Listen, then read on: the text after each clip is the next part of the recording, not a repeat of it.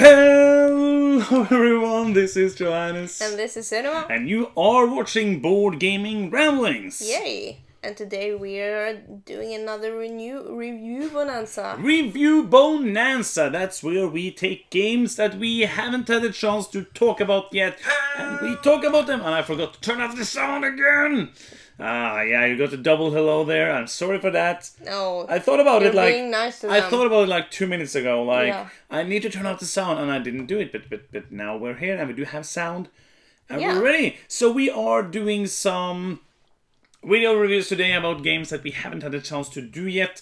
Of course, as I said the last time, these are kind of games that I've been wanting to do, but because life came in the way, I hadn't had a chance. I know you're back, and we want to get them out of the way, and not that kind of way, but we really want to talk about them because there's games we like and games we don't like, and some fun stuff. Yeah, absolutely. We do have a pile of games today as well, and we are going to go through them. Yeah. I feel like maybe last time, I don't know how you felt when you watched the video, but I feel like maybe we rushed through it a bit. Because it felt like I was kind of stressed that we had too many games, and but then we only spent like 35 minutes actually going through them. Yeah, I see your point, but I felt like I got to say everything I needed to say about the games, though. Yes. It wasn't like anything I was like afterwards where, I forgot that, but I think I remembered everything important to say. That's great. So should we get it going? Yeah. We should. Start at the top. We'll start on top of the pile. Here we have... Because that's easiest. We have Railroad Inc. We have the Blazing Red Edition and Deep Blue Edition. This is, if you haven't seen this game yet, it is a roll and write game from Simon and also Horrible Games, which is kind of the publisher, and Simon is doing the localization in the US, if I'm not mistaken. And these are kind of super, like together you can play them in a 12-player game. That's actually really awesome. It is, but nobody has 12 friends, so we haven't done that. We played like 2, 3, 4 players. Doesn't really matter how many players you are. Of course, if somebody is super slow, it won't matter. Takes a longer time with more people. Yeah, but you basically score yourself. Yeah. And you will see if you think somebody's like, I have 3,000 points. In this game, like many roll and write games, you are going to roll some dice, and then everybody in this game, you roll a pool of dice, and everybody is going to use the same dice to write some routes, either train routes or car roads on the map. And you want to try to get to different stations out of the board and just try to connect things so that you have the largest network, so you get points for that. And it's super simple, but it's an interesting game. What do you think about Railroad Inc? First of all, components. These are cool components. Should we show them? Yeah. Sorry, the box itself is really neat. It looks really stylish, and it's easy to bring with you to places, and it's not that heavy, and it says on the box it's railroads. It's railroads. Yeah. This is really cool. It's hard to show off on the camera because of it's laminated, but it's simple, but it's laminated, so you don't have to use another piece of paper every time, and it works great. It has this little flap up here so that you can't see what other players are doing. So this is a solitaire game. Like, there's no interaction at all. Like, you're only sitting and puzzling with yourself. So it doesn't really matter if you play a 1-player game or a 12-player game. But what do you think about Railroad Inc? I like it. I think it reminds me a little bit of Avenue. It got the same, like, simpleness to it, and the same, like, you can play it with whoever and with as many as you want to. Yes. But I think this is much more forgiving, and also then what you call it, nicer for beginners or sore losers maybe than Avenue is, because if you don't get it and you draw the wrong routes in the beginning, it can really screw you over. So I think this is better in Railroad Inc, and it's so fast, it's so easy, and I really like it. Yeah, absolutely. It's a fun little game. Like I haven't really thought about what's my favorite kind of roll and write game. I don't think this is amongst my biggest favorite. I think it's kind of a little, not too much happening. Like it's simple, but it's short and sweet and easy to bring with you. Yeah. So it's easy to just take and play wherever. Like if you want to go somewhere and you think like, it might be like half an hour where you have nothing to do, you can just put this in the bag and and play it. What is really cool is that they have this kind of small expansions. Where we haven't gotten to play the expansions in the blue one, but have you played it? Did you play this? Yeah, you played the expansion in this, which adds more hurdles to you, like more things that's going in the way of your plans. If you don't like that, if you just want to plan out your little nice place without any lava or meteors coming and hitting the earth, then you should just play the basic game. But it's a fun little thing. Adds just a couple of simple rules and it adds something that adds variety to the game. Yeah, it's more cozy to play it without the lava and stuff, but because then you can just sit and do your own thing and don't think about the bad stuff. But if you want a challenge and you think the base game is a little too easy for you, then you can mix it up with the expansions. I like that. Absolutely. And hi, David. Thank you for watching. That's cool. You're from Barcelona, and that's great. I hope you're doing well in Barcelona. Yes, that's Railroad Inc. Yeah. It's I don't know if there's anything else to say. I think it's a really fun puzzle. It's completely solitaire. So if you don't want that, then you will probably not have fun with this game. But you can play it solo. I tried it solo. It's you can play it solo, right? Yeah, I played it solo. I'm pretty sure I played it solo. It would be strange if I played it solo and you couldn't play it solo. It would be a super strange thing. Yeah, I played it solo, made my own rules. I just thought I could do it. But it's a fun little game. It's one of those that I want to keep on to, at least one of the boxes. Yeah, I agree. Because it's so easy to sit down and play. Not something major like my favorite game ever, but not every game can be that.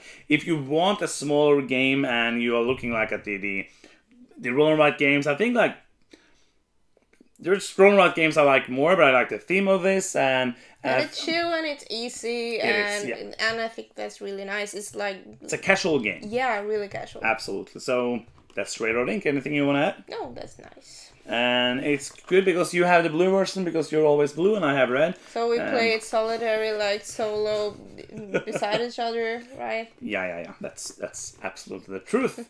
David is asking, have you played Castell? Yes, we have. It's right here. That's probably maybe why you talked about it. It's a great game. I played it 3 players. Thought okay. Played it 4. Really liked it. Yes, I really want to play it again. Yes. It was really funny and. I want to like get the game, so like my head wants to get it, so I need to play it again to get better at it. I love the puzzle of it, absolutely, and I don't think it would be amazing at 2 because there's not really tension in the different that was really exhibitions cool and stuff. Yeah. With 4 it was really good, so I would like to play it again, and I would love to play it with 4 if I want to play it again. Yeah, I agree. Let's go to the next one. We have a game from Indie Boards and Cards. This is Kodama Duo. This is the 2-player variant, or not variant, 2-player version of Kodama, which was a game that came out, I think, in 2016. I think it was 2016 that it came out. This came out in 2018. And we had played the original. We did play the original wrong. That's one of the, like, we played a couple of rules wrong. I don't think you ever played with the correct rules of the original. I did play it once, correct rules. And this kind of takes it and changes a bit how you get the cards. It makes it into a... the thing you're going to do in the game is you're building trees. So you're building trees where these tree spirits, Kodamas, are living. You have these kind of end of round goals that you're trying to build towards, so you can get those points. But every time you're building a card or a tree trunk in the tree, you have different kind of features on that, and you're trying to link them to get points, but you can't get too many points. You can only get up to 10 points. So if you're wanting, you see like, oh, this is amazing, I can play it there, but that's 11 points, so that means you can't play it because that's 0 points. And what I changed really in this one is the split and choose thing is basically what I've changed. So now it's you put out 3 cards and one player splits them into a pile of 1 card and 2 cards, and then one player chooses either to get the 1 card or the 2 cards. You only get to play 1, but the player who took the 1, he gets some kind of a bonus feature he has to put on top of another feature. So yeah, I like this as a two-player game. What do you think about Kodama Duo? I think it's nice. I think I like this better than the other one. Yes, me too. This was fast. It was like casual sitting down, but also interesting choices, especially with the split and the different rules for each like seasons. Yes. That was nice as well, mixing it up a little bit. Those are also in the original, but yeah. Okay. What was a little confusing for me was the splitting part, because it feels better to take the pile with 2 cards in it, but it's actually not an advantage, because if you take the card with 1 card in the pile, you get the bonus like symbol, and you don't get both of the cards. Oh, is it lagging now? No idea what happened. Huh. That's it's completely weird. fine in OBS, but here it just stopped. Let's see. I love the picture where it stops. Oh, it's still there. Oh, nice. It was just buffering or something. I hope that didn't look strange for you. I don't know what happened. It stopped for us. I don't know if it did for you. If it did, please let us know. And I don't know why it happened. I hope it's back now, and I hope it's working again. Hope so. Please let us know if it's working or what happened. Yes. I don't know. Okay, back to the game. Yeah. So I think it feels like the pile with 2 is better, but you don't get to get both of the 2. That's so true, it's yes. actually worse to get it. So that was a little like backwards psychology for me. What do you think? No, I think like the split and choose mechanism is interesting because it's used in really few games, That's true. and it's it makes for a nice interaction, because you have to see what the player want and have to try to like outsmart him, like, does he really want this, and what do I really want, and in this game I've seen it more interesting in other games, because here it's really easy for me to see what you might need. Yeah, that's true. So if I get this one card, I feel like you don't need this at all. I will just put this, and I want it. I'll just put this as a 1, and there's no reason for you to take it. But sometimes it might be more. And also there's some of the season cards, which makes the card to put some cards upside down, to do some stuff like that, really which makes it even more interesting. Absolutely, and you have those secret goals that makes it like a little unpredictable what yes, your absolutely, opponent wants. I like that as well. Yeah, I think it's a fun little game. I don't really have any desire to play it again. Like we played a couple of times, and it's fun enough. But for me, like if I'm gonna play a 2-player game, there's many other games I would choose over this. But it's a fun little game, and if you like, I think the spatial puzzle of it is interesting. That you can only place it over one of the different card, and that's Kodama Duo. But I think it's a nice game for like 2 people, and you're not that into gaming yet. So it's because it's so visual. It's so like clear what you need and what you have space for in your tree, and I think that's easier for new players to relate to. What do I get points for here? I think that's nice. I agree. I think this is a great like couples game, like because it's colorful and beautiful, and I really agree with you on that. That it's not for us, but we are hardcore gamers, so it was fun to play it. But I don't think I will play it again. Yeah. So that's Kodama Duo, a fun little game, which I think is best for casual players. Yeah. So. Let's talk about Star Realms Frontiers. You haven't played this, have you? No, you haven't. I have played it. I played the Star Realms, but not that one. You have not played the original. No, you have played the original, I mean, yes. But you haven't played this version of Star Realms. What is added is some kind of bosses and co-op and solo mode, which is really cool. Different bosses which have different attacks, different decks, different things they're doing. That's really great. And also I got these commander packs, I think they're called. I don't know if I have I don't have the packs for them yet. Commander packs, which adds like a specific starter decks. Which adds a different way of playing. I really like those because it adds more of a path for you to take, and more of an interesting take on the beginning, a different way for you to play the game. It's still Star Realms, and I like Star Realms. Like when I played this, I was like, oh, why didn't I play more Star Realms? It's a super fun, quick deck building game. Yeah, it's not my favorite deck building game, but it's so good that you can put it into this small pile, like with the original Star Realms was in this super small thing. This is a bit bigger, but I really like what they've done with this.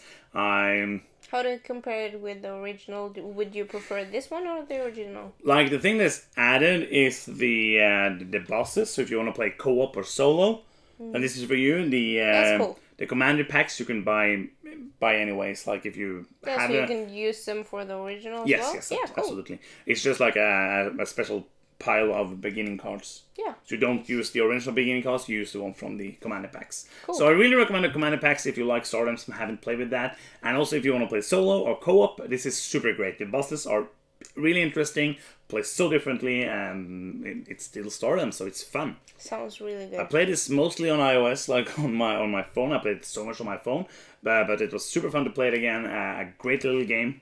Star Realms Frontiers. Yeah. Okay. No, I want to play it. Yeah, we should do that. It's simple and Almost easy. anything that's co-op is just ooh. Yeah. You like Gimme. that. You like that. I don't. So next up we have another small game, Walking in Burano from Emperor S4. This is a super interesting drafting game. Yeah. You draft cards in an interesting way, and you're trying to build houses in different colors with different features on them. So when you finish a house, you will get a card which does different scoring. So you're basically making your own scoring. And after one player has finished building 5 houses, the game ends and you count out the points, and the player with the most points is the winner. Yeah. I think the drafting mechanism is really cool because it's lined up like where you're drafting from. Yes. It's lined up like the houses you're going to build, but random, of course. So you have to you can get 1, 2, or 3 cards in a round, but it's more expensive to do more in one turn than to buy one separately, if you know what I mean. So what you need to do is either you have to pick from the bottom floor or the top floor, because the middle one is blocked. So if none of the other players have taken a top or bottom, you have to take that one. And if you then want to get a middle, you have to buy a second card to get it down round. And I think that's really nice. And you have to watch the colors of the buildings, because there's some rules for placement that gives you extra points if you don't break them too often. Yes. And also you want to see what you need for the type of scorings that you're going for, and also you want to finish your buildings quite fast, so not the other player takes your scoring cards that you want to go for. Yeah, because there's only a couple of each. Yeah. Like in the 2-player games, there's basically one of each almost. So if I'm building up to this card and you snatch it, what am I gonna get scored for now? I don't know. I like that. I love this game. Actually, it was quite surprised that I liked it that much. Yeah. I really enjoy games where you make your own scoring, where you have to plan up and then you have somewhere you're gonna grab this and do the scoring that you have built up. That's super interesting. I like that there's kind of competition both in the drafting and of the taking of the scoring cards. Yeah. The first time we played it, 4 players, it took quite a while to play. It took over an hour. It says 20 to 40 minutes. I think if you play it in 40 minutes, it's great. I thought an hour, 10 minutes was too boring. Yeah, but it is. But that was the first time I played it. Yes, absolutely. So it has. You have to get into the way you have to think in this game, because everything you do from the start has to match up with some scorings. If you want to get points. If you want to get points, and also you're oh, I need to get that color, but it's not the right scoring for me. Should I wait? Should I take a chance that someone else doesn't get it? And you also the first player marker switches, so it's quite luck based. You can have really much luck and be the first player right when that one piece you needed were for sale or for grabs or something. Yeah. But I think it's a great game. It's a fun little game. Emperor S4 makes interesting different games. I like a lot of the games. I think this is one I recommend. I like this. It's a nice, different take on drafting. It's super simple rules. So even though the first time you play, you're kind of wrapping your head around the scoring and how all that works, it's still super fun and a game I actually recommend. Yeah, me too.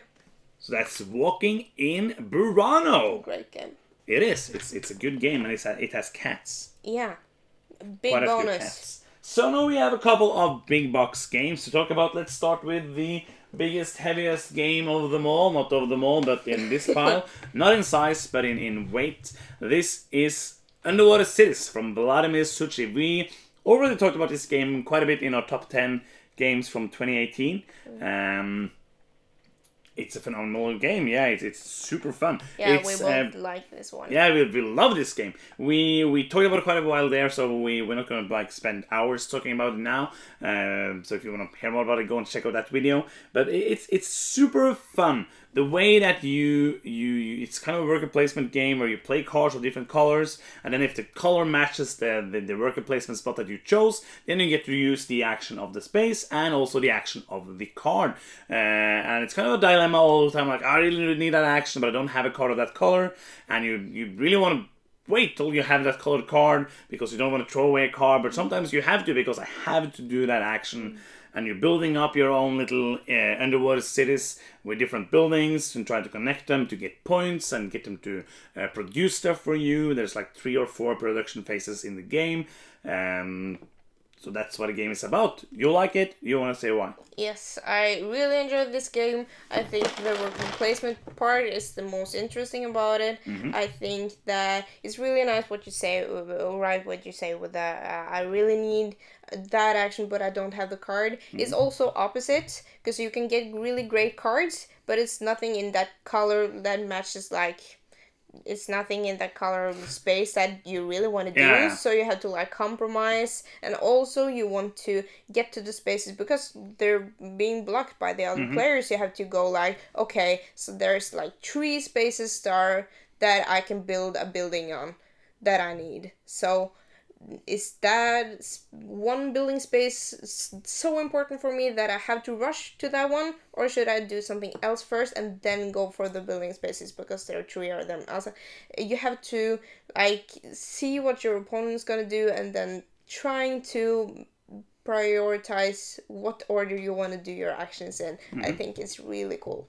Yeah, it's super fun. There's one thing like this has been compared to Terraforming Mars a lot, and I don't see that comparison. So people are like, oh, is this like a Terraforming Mars killer? No, it's not, because it's 2 completely different games. Yes, I don't see the comparison at all. No, I can't see it.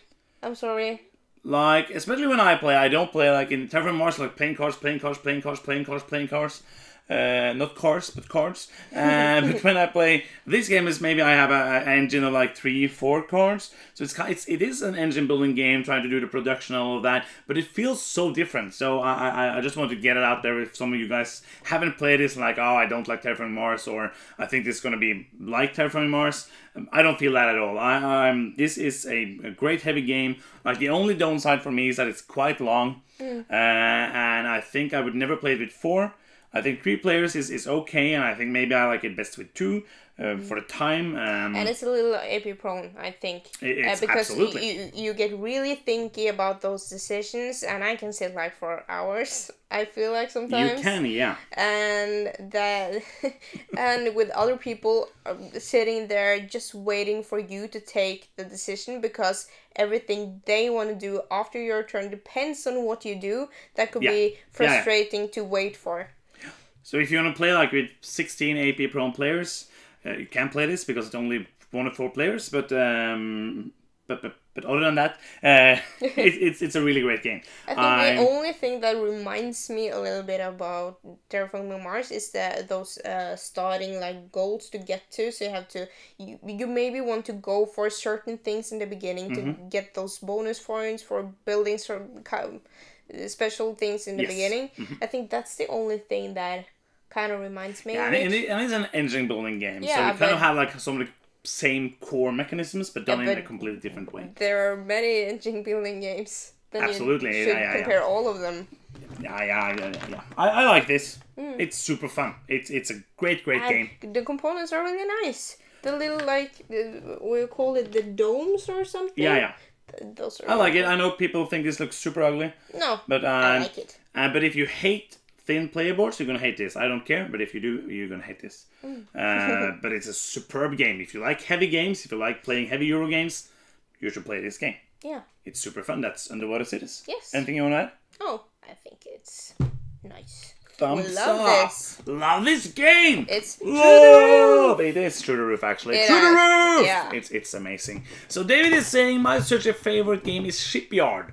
Yes, that's a game I haven't played. I almost bought it when a Norwegian gaming store was going out of business. But I thought, like, no, I don't need it. I don't need another game. And no, I want to buy it every day. So, thank you for reminding me of that game. I want to play it so badly. Like, I need that game. And Jamie is saying, I'm glad to catch you live. Glad that you're here from Australia. Nice. That's really, really superb. And thank you for being here. Saying thank you for sharing. Thank you for being there. GSA is saying, coming in a great game. My game of the year 2018. Yeah, it's amazing. It's super fun. BB8 is saying, my wife gets AP from Baron Park. I can't relate at all. I don't think I get that much. You get AP from everything. Yeah, I do. So I can relate. But Baron Park, yeah, I don't think I get that much AP from that. You don't get AP from everything. But it's really interesting choices in Baron Park. So it is, yeah. Absolutely. And hey, Board Game Trucker, thank you for watching. Glad you guys are here. Should we go to the next game? Yeah, let's do it. We do have 3 more games in the pile. The next one is a small game in a big box. It's... yeah. Arrayal, or however you are going to pronounce it. I don't know. It's Spanish. Yeah, I don't remember. Yes. Yes. I don't know. I'll go for Arrayal. This is one of the Tetris games that came out last year. Tetris games was the big thing last year. Yeah, it was. Like the big thing, it's still kind of here, but it's not that much yet. And the thing that gripped me about this game, of course, is that it's made by Nuno and Paolo, which makes a lot of heavy Euro games for What's Your Game. And I love those guys, and I love Tetris kind of games.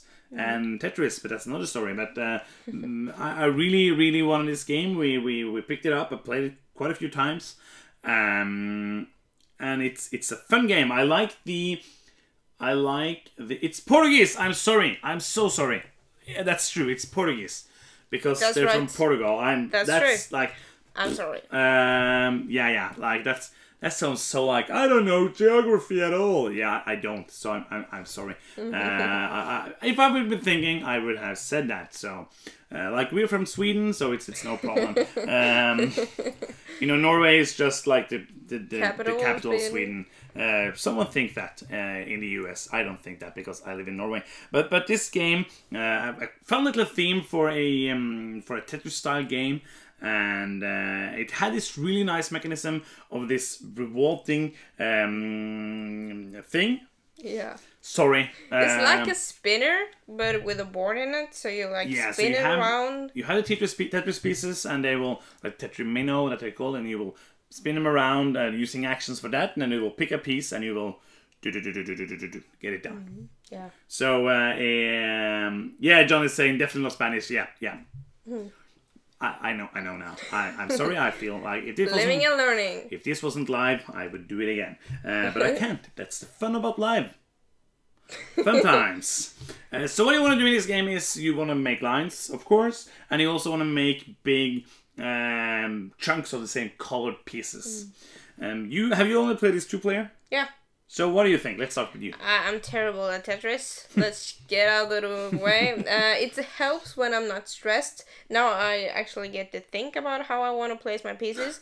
But in real Tetris, you don't have to worry about the color. So that's a little handicap, I think.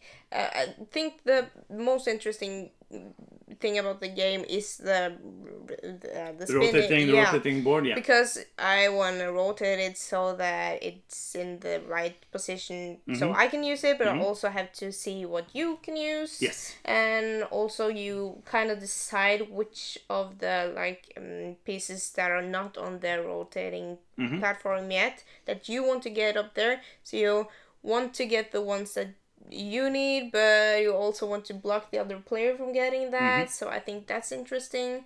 And also the little double meeple that you get for having the biggest area. That's also cool, like fighting over him. And I also really like the mechanism where they made it harder in the end of the game, like it is when you play Tetris. It goes faster and faster because in the beginning of the game you have to take one piece. You have, I think, 3 actions, or it's 4 actions. I don't know, 3 or 4 actions each turn, and you and you have to take a piece each turn.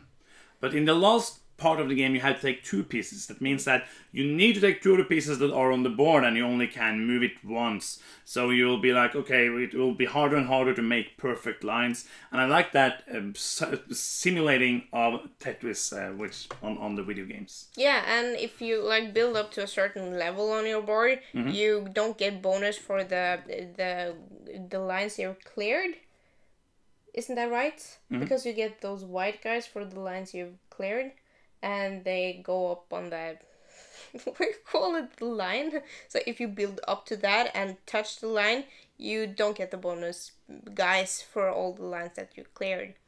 Isn't that right? Yeah, absolutely. Yeah, I think that's something like that. So let's talk a bit about player count. You only played with 2. Yeah. I played 4, and I would never do that again. Oh.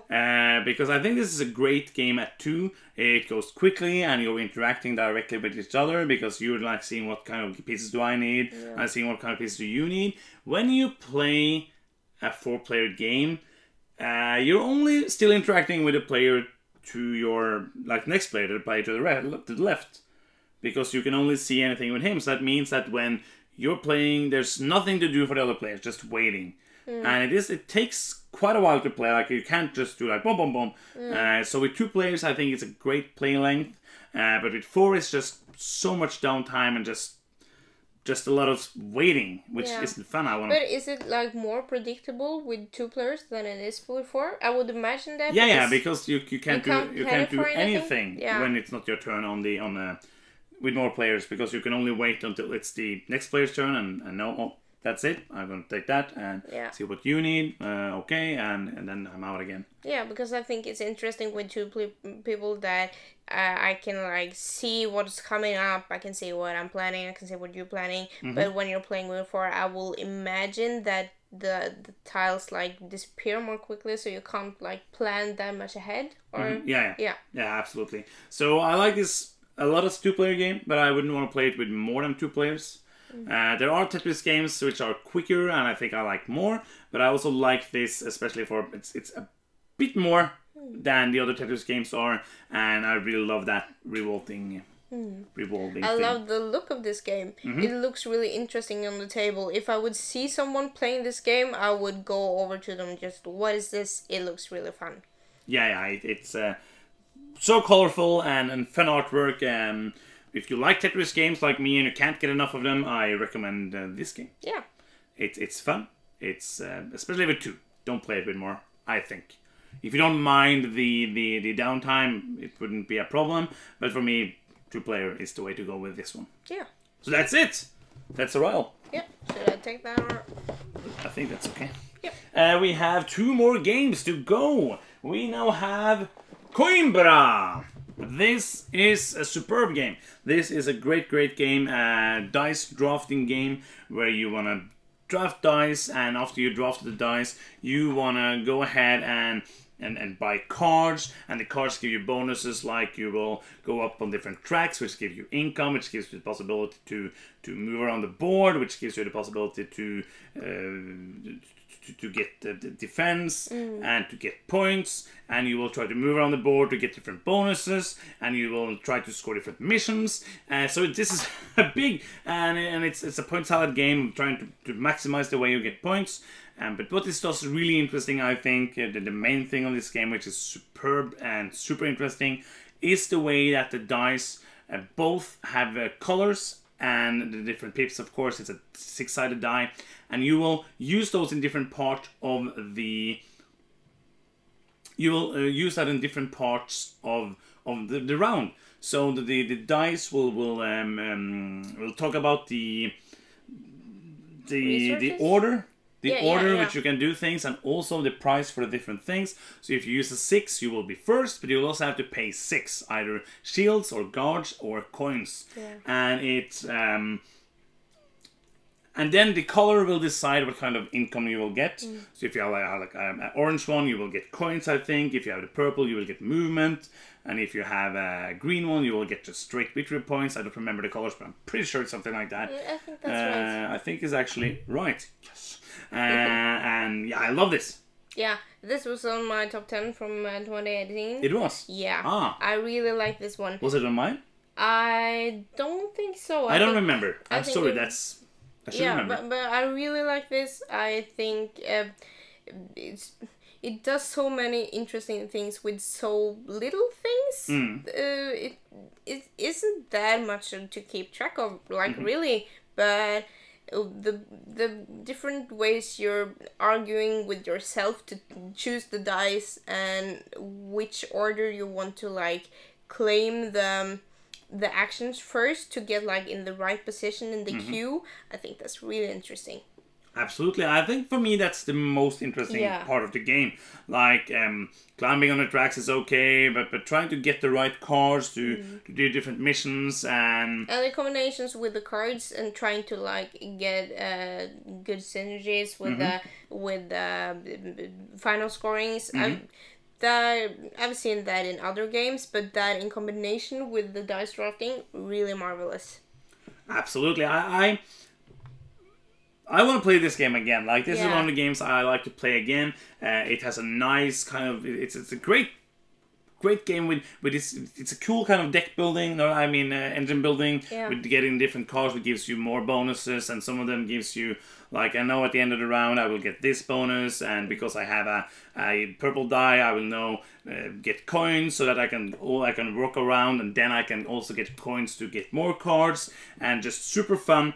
It's not too heavy, like the GCA is saying that it can cause quite some AP. Yeah, it can, especially with the way you. Yes, because it's not too heavy, but my mind especially is not used to thinking it that way, because when you go through your actions in your head, like summing up what you can do in turn, what you can afford with your resources, it's so many like queues and different resources to pay, and I completely lose track of what I'm going to do, and then I'm thinking like, oh, why aren't I want to do that? Why haven't I thought of that? And then you do it and you remember the reason that you didn't want to do that.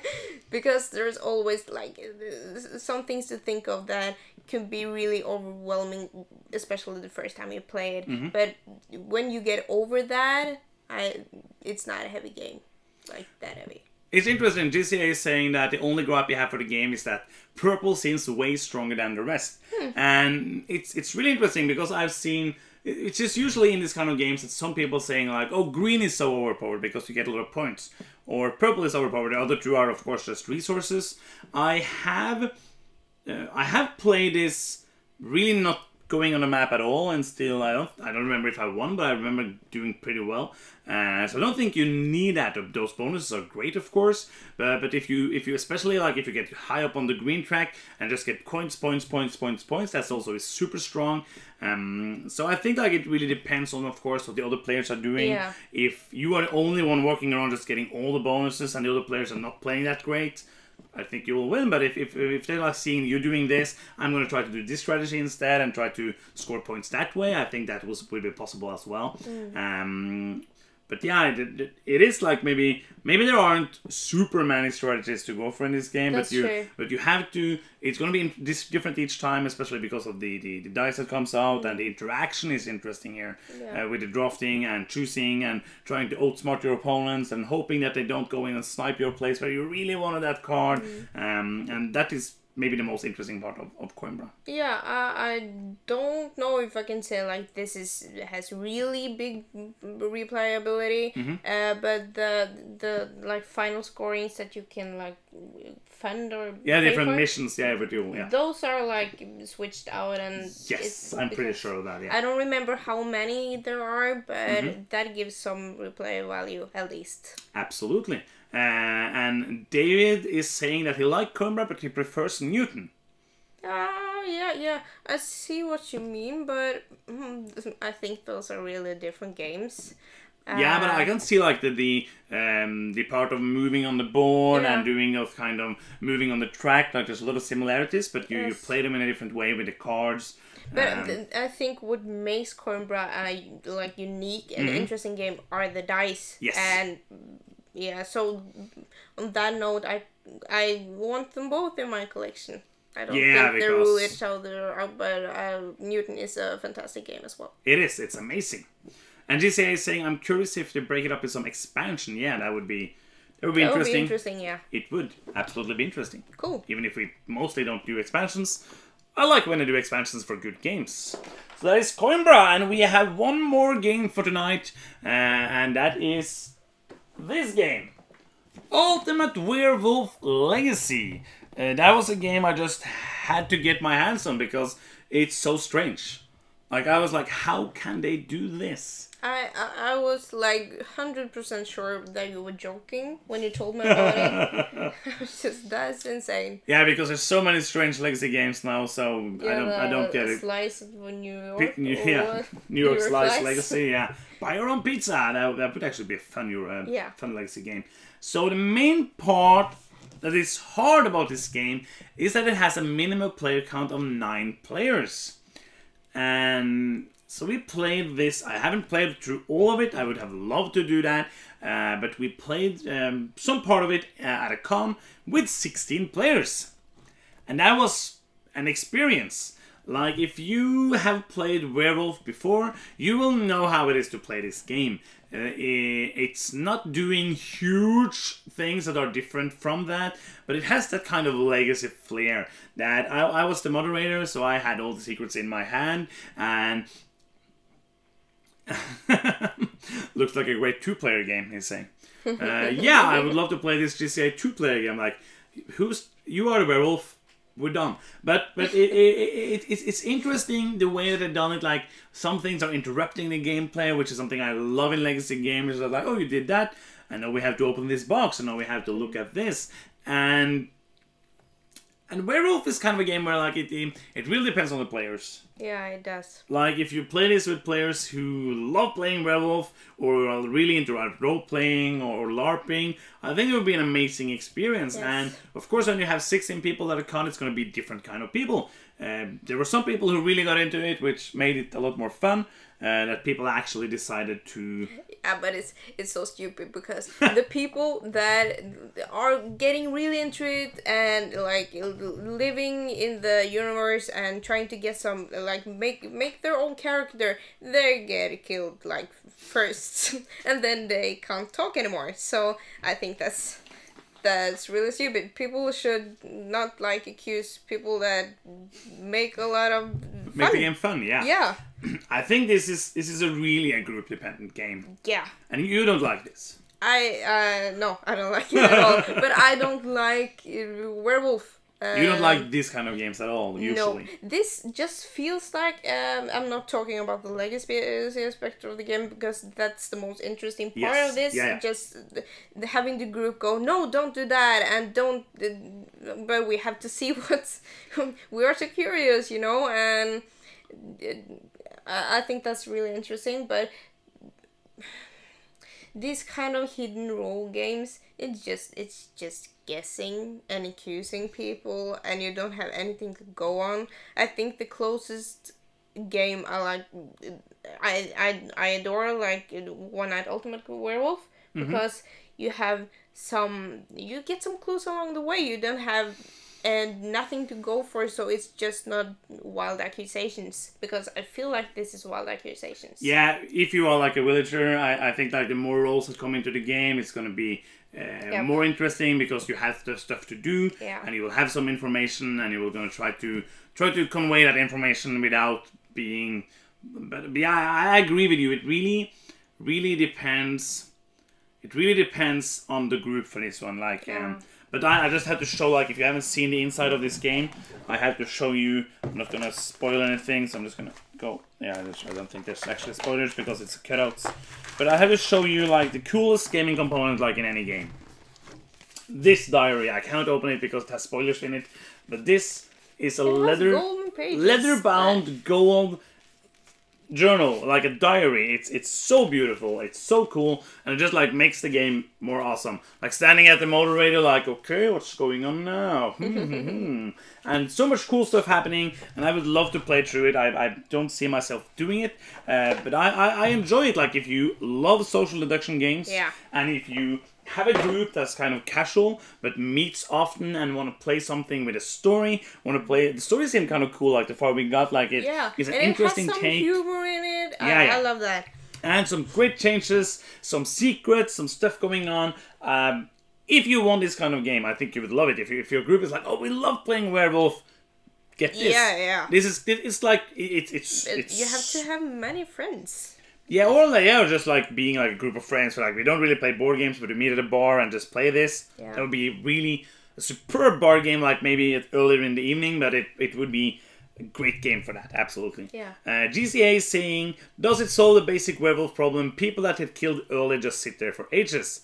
The kind of comedy answer is yes, because you're not allowed to sit there anymore, so you have to walk out of the ring and just stand outside of the ring and look at them. But there's a lot of waiting, and that kind of sucks. Especially, this is not me, by the way. That's going out of the way to make a crazy character and accuse other people and stuff. But if you're making too much of an effort to make the game awesome, you're going to die really fast. So that's I also think that 16 players is too much. I think that if you played it with like 10. It would be better because the round would go quicker and you didn't have to wait for so long when you died. Like when you're 16 players, if you die first, it's gonna be a long wait. Yeah, and also the quiet people don't get that much hassle because they're kind of forgotten because there's so many people. So if you're just keeping quiet for a while, you can survive really long, or someone will. I think it will be fun with less players than we play. With. Absolutely. And that's the kind of end of the reviews. We have one question here, and if anybody have any questions, let us know now. Just kind of information for the people who are watching this now live and also after the fact. The next couple of weeks, I'm going to have a lot of work to do because I'm working on a musical production, and I'm going to have almost working all the day. Like in the evening, it's going to be late. We might do one of these next week, hopefully, when we get the time. And also, we talked more about we're going to do more playthroughs. We tried doing a playthrough on Saturday. Some technical stuff happened and just turned out. I think it's my computer that's starting to be too old for doing these live things. So we're going to try next time with Sunnivas, and hopefully when we move, we get to buy some new equipment for that as well. And until we move, it's going to be kind of just playing along and trying to find the things we want to do, and trying to do different things, and trying to find where we want to go with the challenge. Yeah, and having fun. Yeah, absolutely in the process. But I think it's important, like so it's kind of like an experimental phase where we're trying to do these live things. If people we see so few people are watching it after the fact. Or if we see there's no growth in the live audience, we might not do those so often. Please give us feedback if you like this, if you don't like it, and because now we're really looking for advice to how you want to have it. It's a two-way thing. It's important for us to do things that's fun for us, but it's also, of course, important to have people that want to watch it, because it's no fun doing stuff that nobody watches. So Jamie is asking, do you have any of your magic shows online? I love comedy magic. Have you ever seen Pop Hayden? Yeah, Pop Hayden is amazing, great magician and great comedian. I do have a couple of clips online, but they are in Norwegian, so I don't think you will understand any of the jokes or anything. I was in Norwegian Got Talent last year, so I have a couple of those clips online, but they are in Norwegian, so you won't. I think you can just Google his name and some Norwegian words for magic after it, and then you can click on the automatic translation on YouTube. I think that would be hilarious. I'm gonna do that. Do that. Yeah, that would be strange.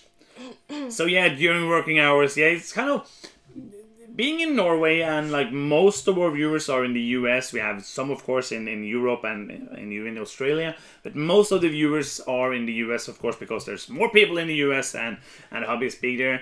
So it's hard to find the time space because most of the live streams from the US are in the middle of the night in Norway, and we cannot sit and do live streams like 3 a.m. We should sleep. That would be horrible to live stream. Yeah, I did that a couple of times earlier, and it might be funnier, yeah. That's true. We should do that sometime, like in a weekend, do like an all-nighter, just playing games on the screen for a whole night.